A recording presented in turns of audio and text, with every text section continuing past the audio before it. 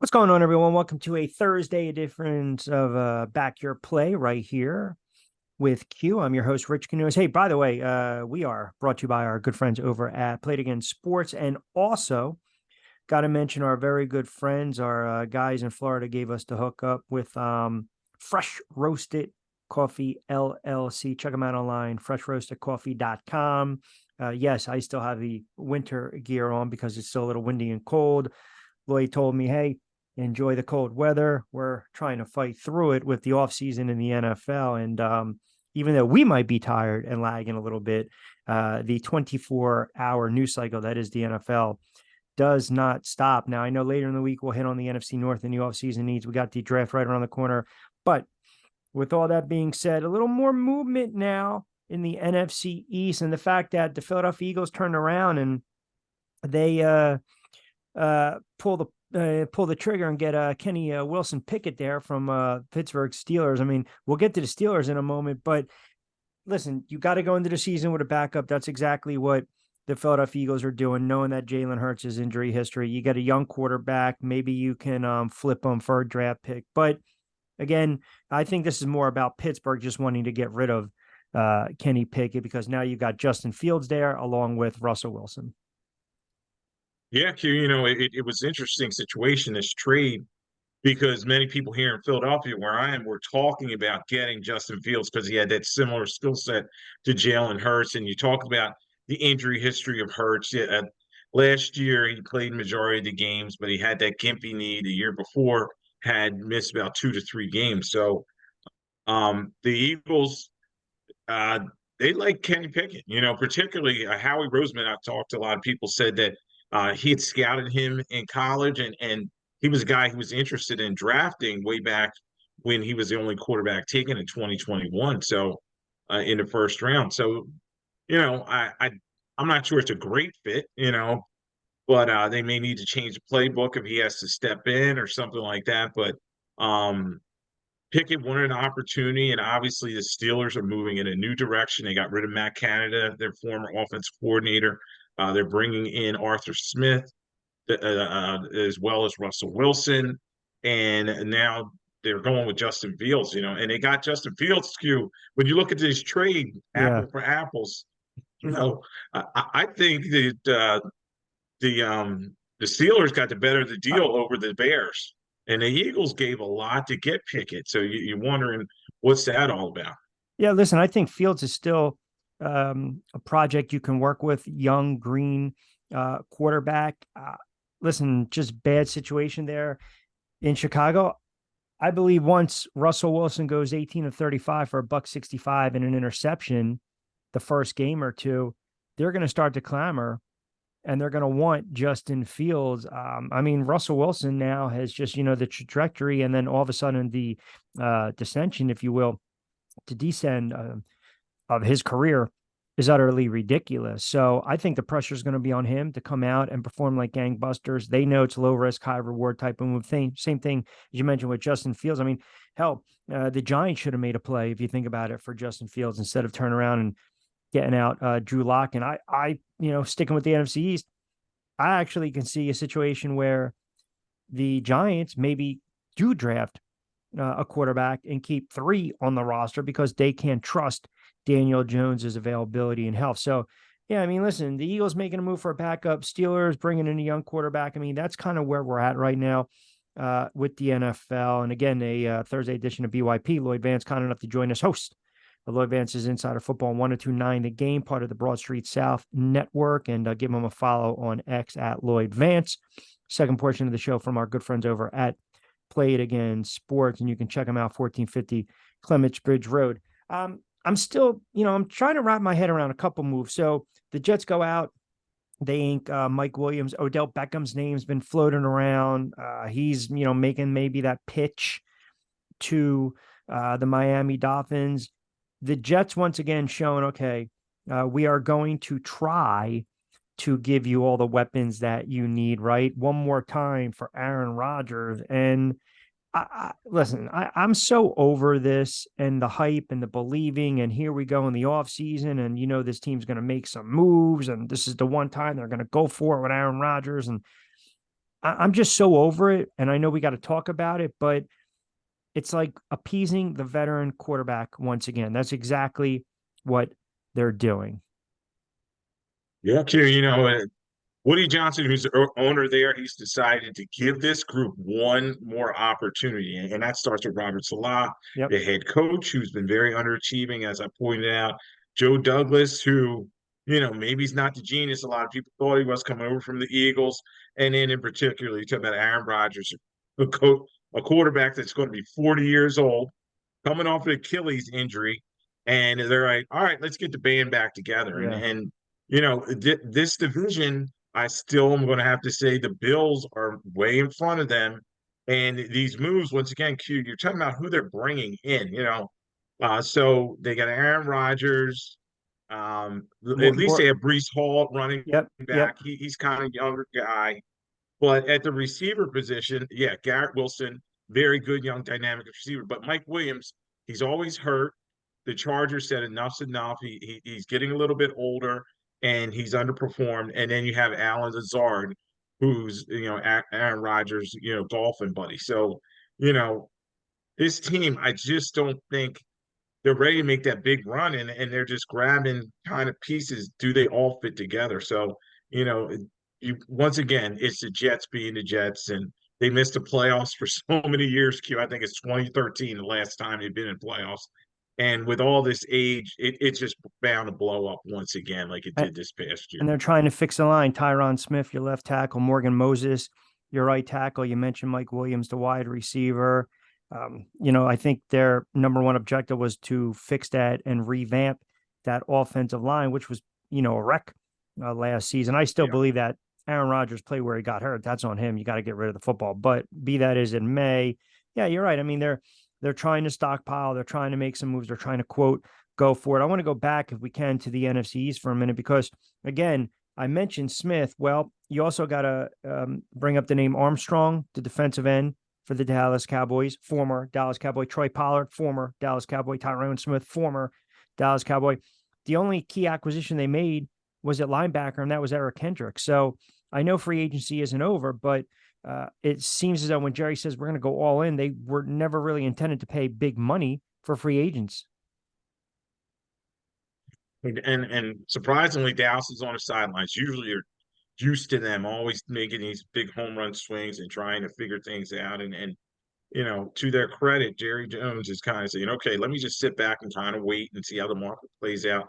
Now, they're obviously going to have a good draft queue, and um, they got to replenish in a lot of spots. We talked about the offensive line was always their strength. And you have Smith leaving, as you were just talking about, going to the Jets, and Zach Martin's getting Mm-hmm. old. They also lost their center to the Washington Commanders. So, a lot of changes in Dallas. Q, you just wonder, is this all 1 year rental? Because Mike McCarthy on the last year of his contract, and he loses Dan Quinn going to the Commanders as well as the head coach, brings back Mike Zimmer into the fold for Dallas. But is there enough there to save Mike McCarthy's job and get the rebuild stop that we know is coming? Because this team, like you said, they have not changed that much after they left the field Yep. and played so badly and got beat so badly by the Packers. This is basically the same team coming back. And don't forget Tony Pollard is gone as well. They're running back, so they're missing some pieces there from a team that just got the doors blown off them in the playoffs. So, I don't know what's Dallas's plan. How about Buffalo? They turn around. They had to fix that secondary a little bit. They added to their depth. They signed Kansas City's former safety, Mike Edwards.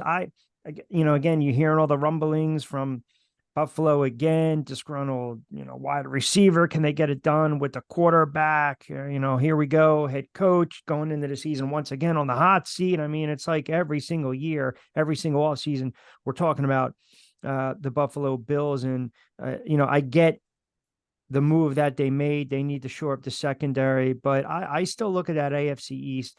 Rodgers coming back if he's 100% and engaged.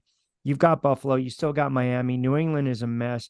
I still believe that the Bills are the best team in the AFC East. Whether we kind of try to quantify the moves that the other teams in the division have made respectively. I still like their makeup. I just also think there's something fundamentally wrong within that organization where they can't get over the hump.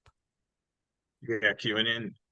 You know, you and I always talk divisionally first, and yes, they're looking very strong in the AFC East. But in terms of getting over that hump, that you know, going to the Super Bowl, which your expectations are always there when you have a Josh Allen, you paid him that type of money that they gave him. Um, they're kind of in a rebuild Yep. situation right now. They got rid of a lot of players, and Micah Hyde was one of them. Tre'Davious White. They got rid of a lot of veteran guys, and they're going to have to pull it together in terms of having a good draft. And right now, they've only brought in Curtis Samuel, you know, type of guy.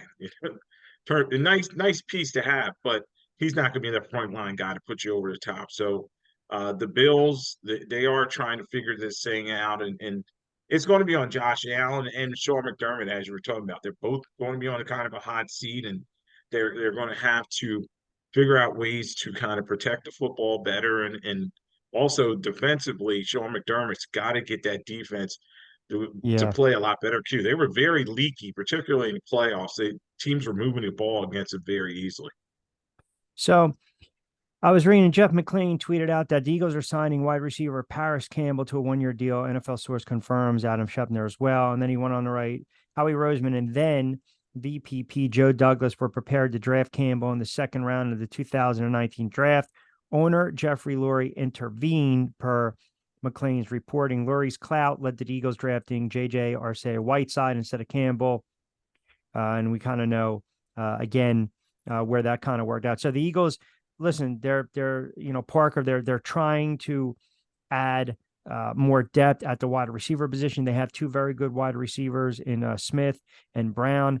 And look, who's to say what they're going to do at the tight end position? You know, everyone's talking about Dallas Goedert, but I just, who knows? You know, you look at his numbers, it kind of went with Ertz's numbers, kind of went down once they drafted Goddard, and Goddard's numbers the last couple of years, and he's also been banged up. So the Eagles trying to solidify their wide receiver, at least add depth to that position. Yes, Q. And this is an area when we talk about needs in terms of the Eagles. This is a big need for them. A lot of people are kind of focusing on it, rightfully so, on their defense. Their defense gave about 25 points per game, Yep. but they got to find a third option in terms of their receivers.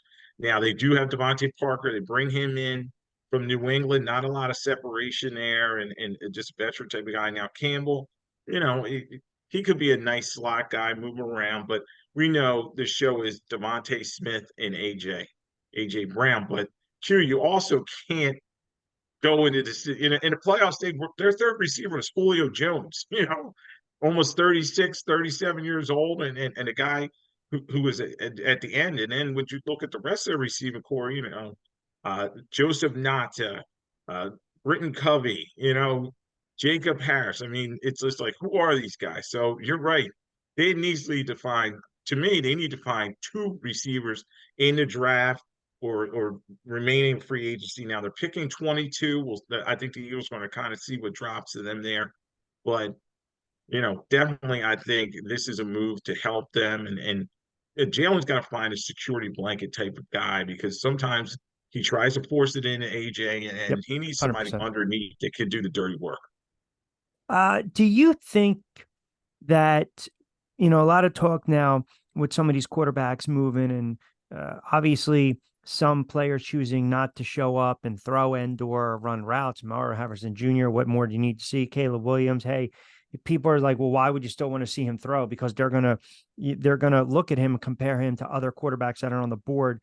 But with Williams, I mean, I look at what was given up in return for Justin Fields, and I'm just kind of wondering, Chicago has not really had the luxury of having franchise quarterbacks over the years, right? I mean, they've had their moments here and there, very fleeting. Even if you go back to McMahon, even if you kind of sort of go back to say a Cutler, um, I have reservations with Williams, man. I don't know if maybe I'm reading too much into it. Do I think he's talented? Yeah. Do I think he's a generational quarterback? I'm not ready to go that far. And I don't know, if you kind of had your Lloyd Vance's rankings, the Yeah. top two, three quarterbacks in college with the draft coming, do you have Williams clear cut, top of the class here? Yeah, this is interesting because everybody's saying, all right, he's the definitive number one. The Bears and his father and his agent are trying to work out, the Yep. details of this Yep. situation. But to me, Q, this class is solid, but it's not, spectacular. You know what I mean? Williams, former Heisman Trophy winner, has good stats. He got a lot of shootout games because USC's defense was kind of weak. But this year he was not as impressive as last year. You almost thought, okay, if he was allowed to come out last year, his stock would be higher now. A lot of people are saying in terms of his relationship with the team and his father and demands and all this fun stuff. It's like, oh boy, this could be a powder keg going to the Bears. And you talk about the Bears, they've been quarterback needy for so many years. They just have never gotten it right at the quarterback position. Obviously, they're going to go for Williams, who's to me, he is rated higher. He's on a different level than Drake Mason. He's had a nice career at North Carolina, and they have Jaden Daniels, who I've followed since he was at Arizona State. He had some struggles at Arizona State, got hot this season at LSU, won the Heisman Trophy. So those three are up there, and then you have Bo Nix underneath of them, and Michael Penix Jr., who played well all season and then got Yep. beat up in Yep. the national championship game. But so there's probably going to be about five quarterbacks taken in the first round. I think Williams will go first. And then these other guys will kind of fall into place. And it could be the first three picks could be quarterback because we know all these teams are needy at the quarterback position, whether it's the Bears, Washington Commanders, the New England Patriots. So they all need a quarterback. Um, they're going to pick their flavors, but also you have two very good receivers in Marvin Harrison Jr. and Neighbors coming out of LSU. So a lot to pick from for these guys with these top picks. But I think Williams will be the number one guy. And then we'll see how he adjusts to the NFL life because, you got to be able to read defenses. It's not so easy as it is in college. Did you see some of these quarterbacks that are out there? I mean, Tannehill, still, uh, hasn't been signed, right? Free agent. We saw Mayfield go back to Tampa Bay. Good for him. I think, did Minshew sign? Gardner Minshew signed with the Las Vegas Raiders. The And right Raiders, now, yeah. he's Yep. looking like he's going to be their starting quarterback and throwing the ball at Devontae. So, that could be a good landing spot for him. I was trying to get the updated um tracker, Dobbs, Johnson. I mean, some of these guys, it's not a very here you go. It's really not a sexy quarterbacking class. To be honest, I still, I believe that the move in Pittsburgh is because they think Russell Wilson would at least kind of be that bridge. He's certainly an upgrade over Pickett, but it's not going to shock me at all. 2 or 3 games, it could be kind of like I don't want to compare, but a Alex Smith to Mahomes. I'm not going to say on that level because Russell Wilson is a Hall of Famer. Alex Smith was a very good quarterback. Mahomes is a Hall of Famer.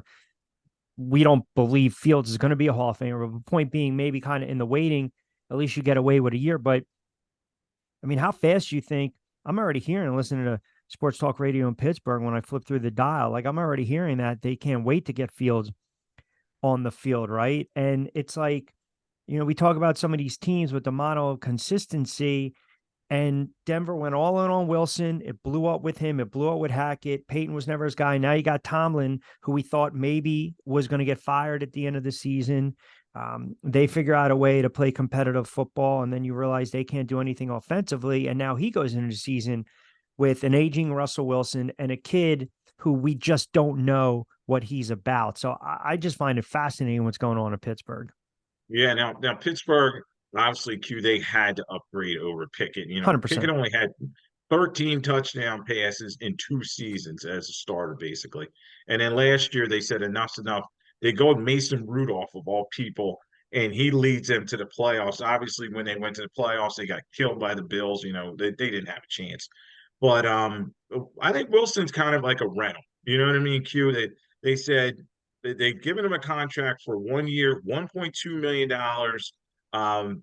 Denver has to pay him $39 million this season. So, they said, why not bring him in? It was an easy sign. He felt that they were his best opportunity to start. And it is a stable organization. As you were saying, Mike Tomlin never has had a losing season. We know that.